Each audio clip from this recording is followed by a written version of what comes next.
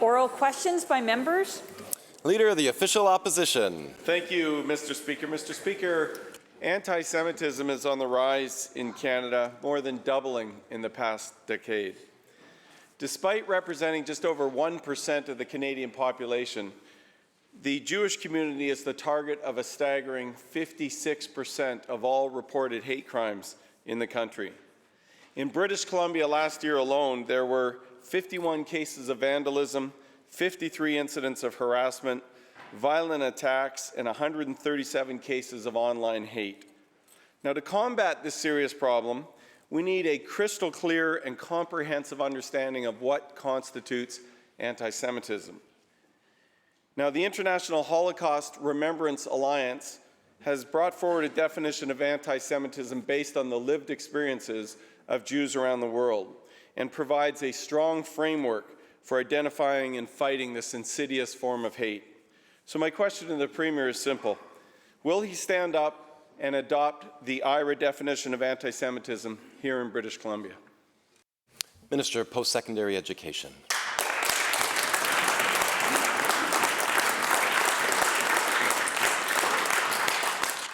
Thank you very much, Mr. Speaker, and I appreciate the Leader of the Opposition asking the question.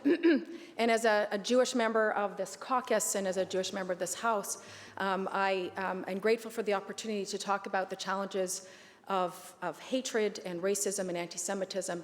In fact, this has been work that we started as a government in 2017, identifying ways to address and combat anti-Semitism and racism and mitigate its impacts. And I'm very proud to say that working together with CIJA, the Canadian Israel Jewish Affairs organization, that under the leadership of the previous Premier, John Horgan, this government has adopted and is working with the IHRA definition of anti-Semitism.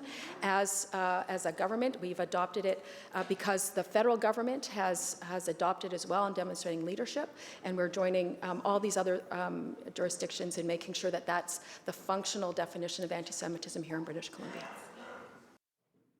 Leader of the Official Opposition. Thank you, Mr. Speaker. The only problem with that answer is that they haven't adopted it into law. It's important that when we take a stand against hate, violence, and anti-Semitism, we have to do so with courage, and it takes more than mere words.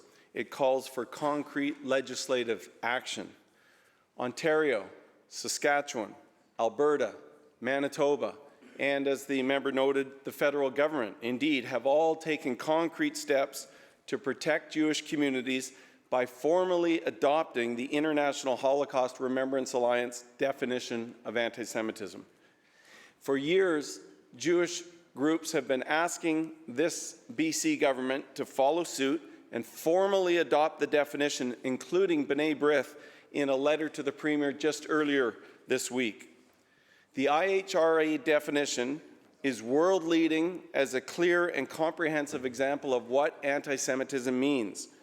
Refusing to formally adopt that IHRA definition through legislation sends an unmistakable message in the face of a growing rise of hate, bigotry, and prejudice against the Jewish community. So again, to the Premier, will the Premier listen to the voices of Holocaust survivors and their descendants, follow the lead of the federal government, and take immediate legislative action to formally adopt the IHRA definition of anti-Semitism right here in British Columbia? Minister of Post-Secondary Education. Thank you very much, Mr. Speaker. And as I've stated in this House, that this government has adopted the IHRA definition of anti-Semitism. We recognize they really have a hard time listening to answers, Mr. Speaker. I don't quite understand what their challenge is. We've been working together with the organized Jewish community, making sure that we understand and that we hear their voices about how to best proceed around this. I know that CIJA is very supportive of the work that we have been doing, not just around adopting IHRA as our definition for how to work and address anti-Semitism, but our work to invest in Holocaust education, because we know how important that is. We know that we've been investing in the public schools. We've been investing in and supporting the JCC. I think that's also critically important. We've delivered $25 million as a government to make sure that the Jewish Community Centre can redevelop and help continue to educate British Columbians about the impacts of the Holocaust and to address the root causes of anti-Semitism, Mr. Speaker, because we know that how important that is. Member for Vancouver-Langara. Mr. Speaker, I certainly recognize what is occurring within the Jewish community, including in my riding of Vancouver-Langara and the JCC, the Jewish Community Centre, as the Minister just responded to. But the problem with that response is that it omits some pretty significant facts about where this government has been, including the Premier's personal active opposition to adopting the IHRA definition of anti-Semitism here in BC. For years, I have urged this government to formally adopt that definition in BC, which led to the creation of an internal government briefing note dated May 26, 2022. That briefing note, accessed under FOI, makes it very clear that the multiculturalism and anti-racism branches of government received specific direction from the then Attorney General not to adopt the IHRA definition. He personally intervened to direct that the definition not be formally adopted through legislation in BC. The question is simple. Why did the Premier personally block the adoption of the IHRA definition of anti-Semitism in BC through legislation? Minister of Post-Secondary Education. Thank you very much, Mr. Speaker. Well, first of all, I have to say we'd already adopted it. We had already adopted it. Again, they really do have a hard time listening to an answer.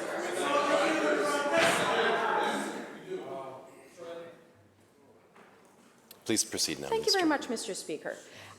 Again, we had already formally taken a look at the definition. We've engaged with CIJA. We've created a policy about how we are working forward with this. And again, the Leader of the Opposition continues to interrupt me, Mr. Speaker. I don't understand what's so hard about listening to an answer. Members will have some order, please. Thank you very much, Mr. Speaker.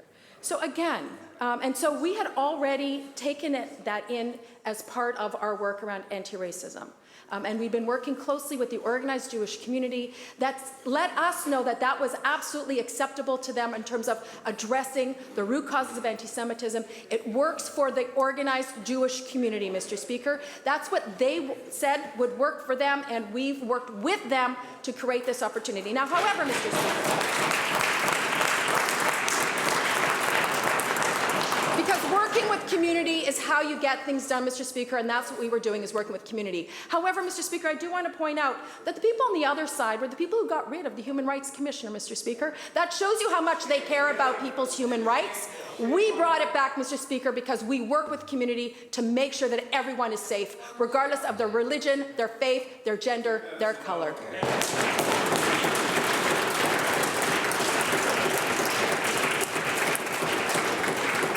Member Vancouver-Langara. Mr. Speaker, in the 6 years that this government has been dragging its feet on adopting the IHRA definition of anti-Semitism in British Columbia, there have been nearly 1,600 anti-Semitic incidents here in our province. 1,600. Ontario, Saskatchewan, Alberta, Manitoba, all of the Western provinces except for BC have adopted this definition. In legislation, across government, that is what we've been asking for. In the same period that the letter from the former Premier was provided, which did not in any way formally adopt the IHRA definition of anti-Semitism in BC, the Premier, in his role as the Attorney General, gave that specific direction not to adopt the definition. The briefing note dated May 22nd, 2022, tells a very different story as to the reasons for why that was not adopted. On page 2, it highlights the quote, difficulties of adopting the definition in the current political climate, end quote. 28 countries, Mr. Speaker, including Canada, and every Western province except BC have adopted the definition. The only difficult political climate is within the NDP, which not only refused to adopt the definition, but also had over 40 riding associations oppose the IRA definition of anti-Semitism during a convention 18 months ago. This opposition includes the federal ridings for the members from North Vancouver Seymour and Burnaby North, as well as the Minister of Mental Health and Addictions and the Attorney General. The Premier must prioritize combating hate, bigotry, and prejudice against the Jewish community over internal NDP politics. Will the Premier set internal NDP politics aside and do the right thing by formally adopting the IRA definition of anti-Semitism here in BC through legislation?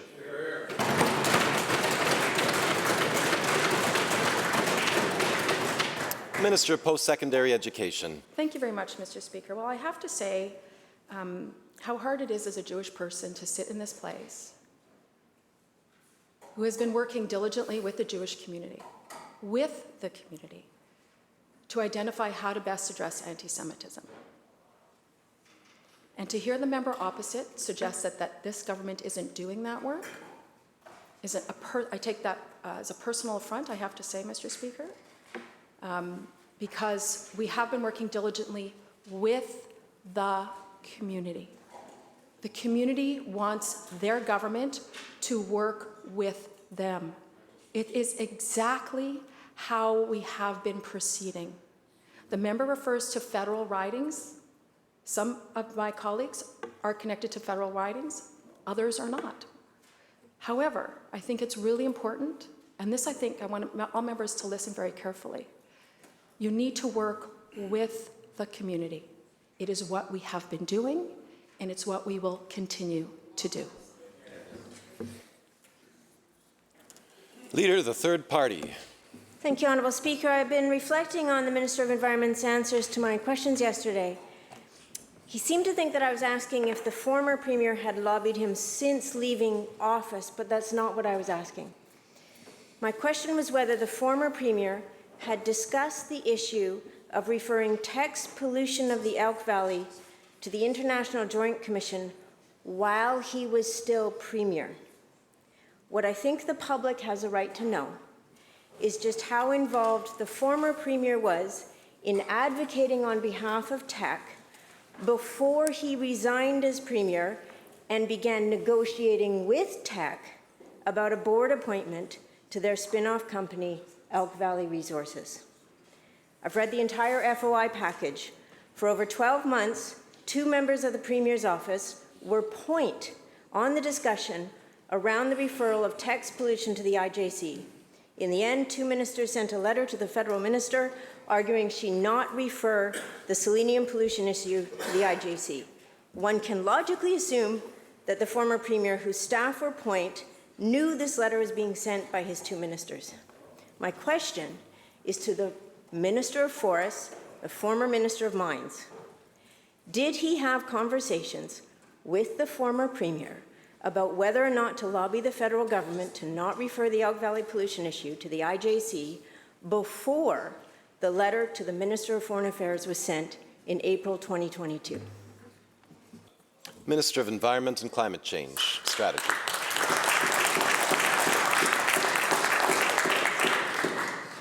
Thank you very much, Honourable Speaker. And there are very few issues, if any, with respect to the environment, with respect to international obligations relating to the environment, with respect to impacts of mining or work in which my ministry is engaged, about which I have not had numerous discussions and meetings. However, to the best of my recollection, I never had a discussion about the IJC with the former Premier. Leader of Third Party Supplemental. Thank you, Honourable Speaker, and I thank the Minister for a clear answer to that. It's fascinating because the FOI package paints a pretty clear picture. The issue is that the former senior decision maker of this province, whose staff members from his office were heavily involved, regularly involved in the discussions around trying to prevent a company's pollution issue being referred to the International Joint Commission. Less than a year later, that former decision maker announced that he is taking a position on that company's board.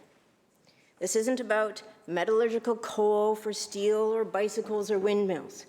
This is about power, influence, and access. And ultimately, it's about public trust in government and how decisions are made in this province, something that the members on that side of the House used to be very passionate about. 47 lobbying meetings, dozens and dozens of emails from the Premier's office about the referral to the IJC, public expressions of frustration by First Nations on both sides of the border, a letter from 2 ministers to the federal government making the case against the IJC referral, and a former Premier announcing his board appointment less than 24 hours after his resignation as MLA. My question, Honourable Speaker, is through you to the Premier. What does the Premier say to the people of British Columbia in light of this timeline and these outcomes? Minister of Environment and Climate Change Strategy.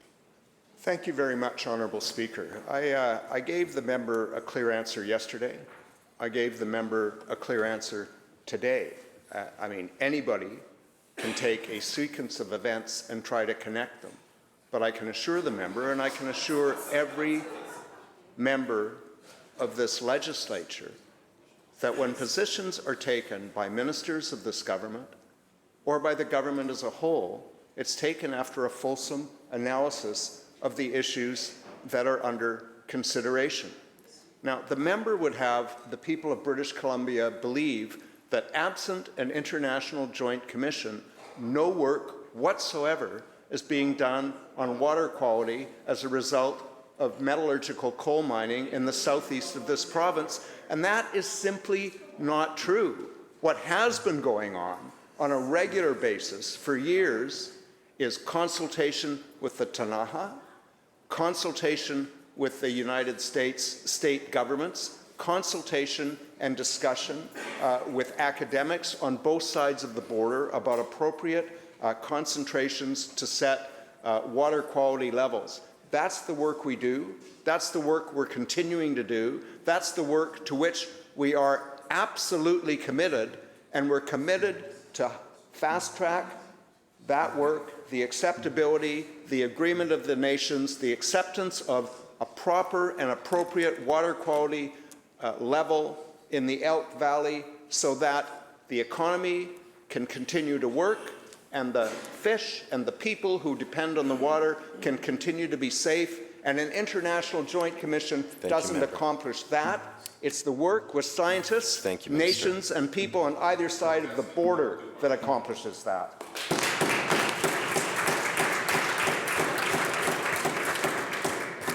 Member for Nechako Lakes. Thank you, Mr. Speaker. For months, this legislature has been hearing about the official opposition asking questions about violent offenders, and government, of course, has been responding with programs as well as political rhetoric. But it's time to quit playing politics. It's time to quit allowing Trudeau's Liberals to handcuff this political system. Members, I need to hear the question.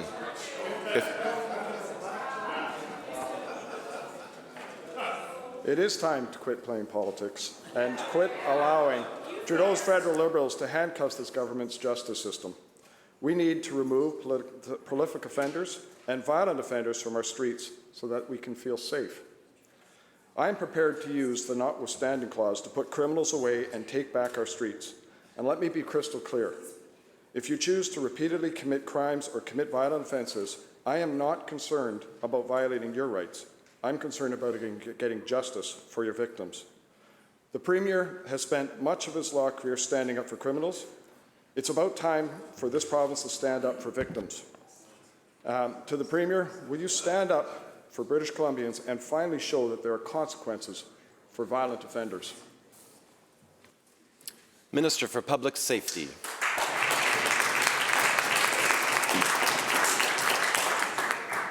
Thank you, Honourable Speaker, and I appreciate the question from the member.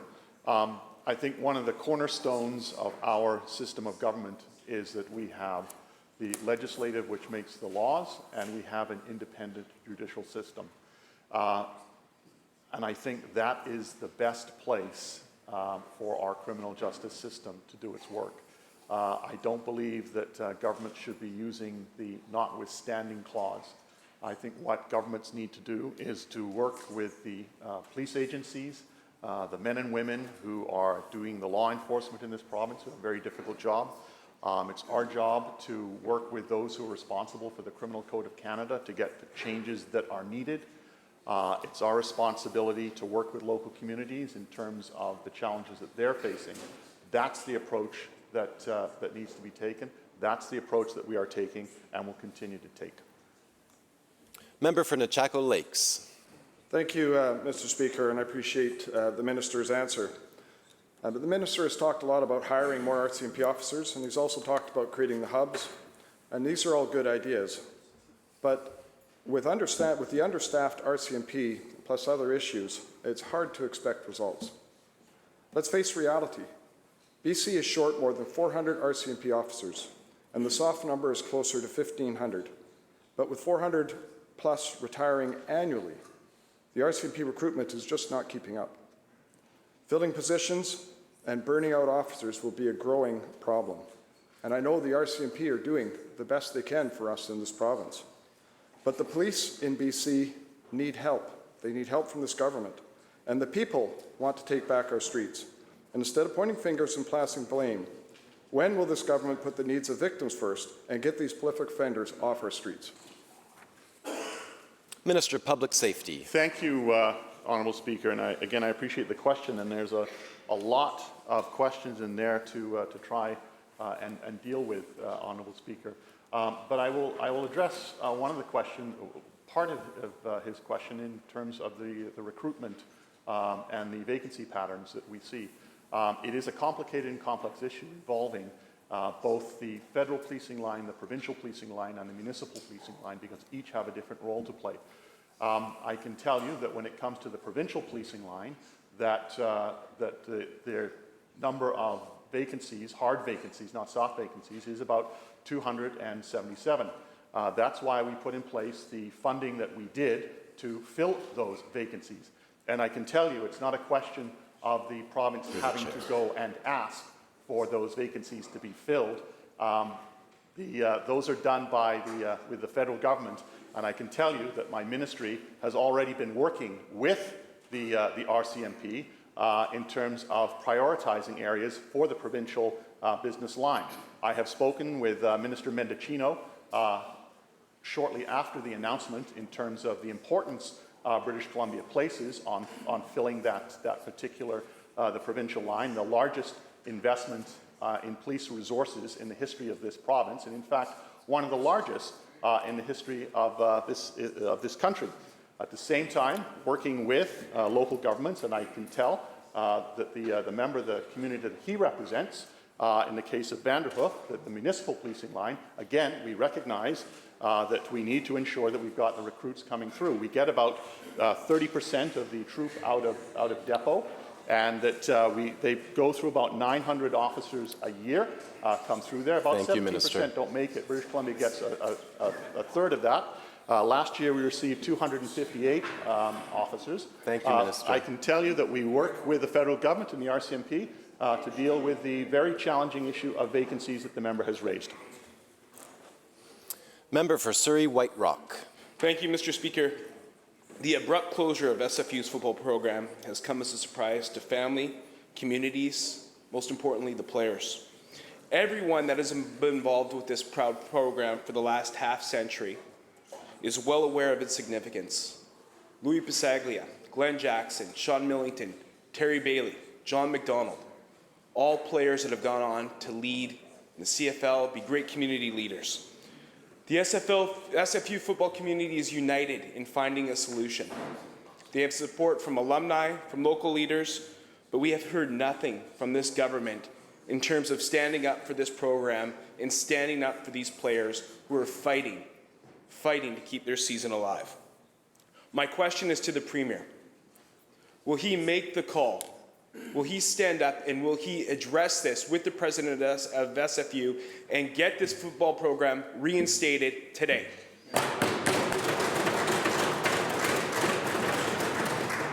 Minister of Post-Secondary Education. Thank you very much, Mr. Speaker, and I thank the member for the question. I have been hearing from certainly some of the football players and the coaches that coach in my community who have expressed concern about a decision that the SFU has made, and I've also spoken with the president of SFU to understand how they are supporting these student athletes. There is tremendous disappointment. This has been a fledgling team for a number of years. The post-secondary institutions, and I know the member opposite appreciates this, that they do operate independently of government. They have the operational responsibility of making programmatic decisions based on the best interests of the students and the student athletes. I do understand, Mr. Speaker, as well, that this is before the courts, that there is a court action being taken, so it would be inappropriate for me at this point to say anything further on the matter. Member for Prince George Valemount. Thank you very much, Honourable Speaker. Well, the Premier gave specific direction in his mandate letters to ministers, all of them, to champion good ideas regardless of where they came from. But so far, those are just empty words. Sudden cardiac arrest can happen to anyone, anywhere, at any time. And when it does, every single minute counts.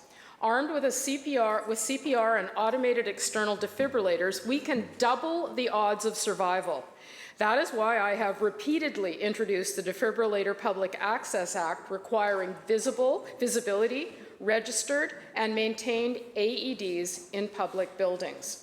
Ken Karuska, a survivor, says this in support of the bill. I am alive today because of an AED in a hockey arena. Simply put, AEDs save lives. We must do all we can to ensure that people like me can go home to their families, end quote. British Columbians have no idea why a bill that has the potential to save lives, has broad support, has been introduced multiple times in this legislature, is stubbornly refused by this Premier to be called. So could the Premier stand up today and explain to British Columbians how he continues to block a debate about a bill that could save lives?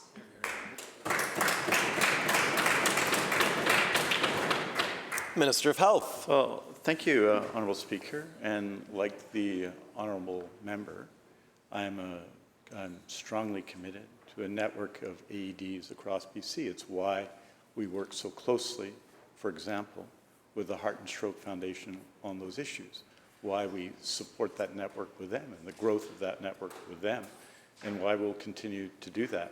This actually, Honourable Speaker, continues the work that had been done under the previous government in the same regard. And we continue to build out that network, and we're going to continue to do so. I look forward, because I think there will be an occasion for us shortly in estimates to have a longer discussion with the member on the question. But I think it's fair to say that everybody in BC understands and supports the growth and the effectiveness of our AED system. The education required for people, because it also will require educational support to do that. And I look forward to continuing, as I have for a number of years, and the Honourable Member knows her intervention, and I understand the sort of community basis and where she came to her intervention and her bill. And I intend to continue to work with her and people across the community, including the Heart and Stroke Foundation, to improve the network in BC. And that's a work that we're going to continue, and I believe that we'll continue to do together. Member for Peace River North. Thanks, Honourable Speaker. More than 7 years after the declaration of a public health emergency, the province continues to set one grim record after another. 2,314 deaths in 2022, a record high. 197 deaths just in March, a record for any March. Record 30-day average of overdose calls in March. Highest overdose calls ever on a single day in March, on March 22nd. Unprecedented 19-day streak of 100+ overdoses. Honourable Speaker, behind every single one of those numbers is a loved one. Behind every single one of those numbers is a family that grieves on one of those families. Honourable Speaker, as someone who sat on the Health Committee, the Select Standing Committee on Health, which was chaired by the now Attorney General, made up of members from both sides of the House, we heard firsthand incredibly heartbreaking stories of those who have lost ones to addiction. Our committee identified gaping holes and a lack of urgency from this NDP government, and I'll list off the top 3. Rapidly scale up flexible, evidence-based, low-barrier, comprehensive continuum of care. Leverage and strengthen existing mechanisms Question member. to hold the health authorities accountable and identify the touch points. Honourable Speaker, 6 months later, here we are doing the same thing over and over again and somehow expecting different results. So my question, Honourable Speaker, to the Premier, who has chosen to ignore Is there a the question committee's member? recommendations and double down on more of the same. Question member. Honourable Speaker, why is this Premier continuing to double down on doing the same thing and expecting different results? Minister of Mental Health and Addictions. Thank you, Mr. Speaker, and I thank the member for raising the question, and want to take the opportunity to reflect on the most recent coroner's report, and of course agree that each of these deaths is tragic. They represent our neighbours, our friends, members of our community, and I know we all extend condolences to those who have lost loved ones in this unrelenting toxic drug crisis. Mr. Speaker, we have taken numerous steps to match the recommendations from the Select Standing Committee. Of course, much of that work, and we are very grateful for the collaboration across this House in that work. Those recommendations in many respects confirmed work that we are doing across our healthcare system with our community partners, scaling up harm reduction, making harm reduction services more broadly available, working to scale up treatment opportunities, opening hundreds of beds, investing in upstream mental health services for children and youth, working across that entire continuum with an unprecedented billion-dollar investment in this budget. We will continue to do that work with our health authorities, with our community partners, and I know that working together, we know, is the way to get that we will be able to address these challenges. Bell ends question period.